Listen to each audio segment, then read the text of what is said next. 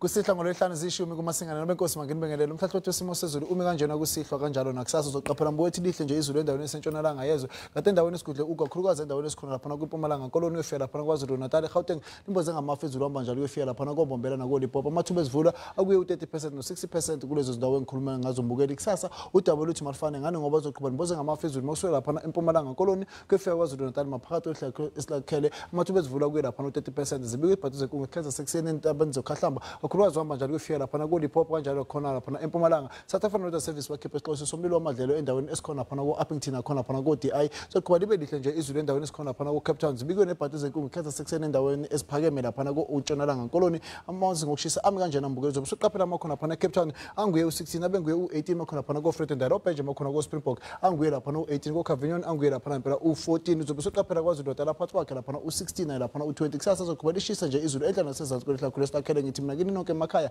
inkosi Thembu sethatha intabo zisilapha kuvusizwe kwakalanga.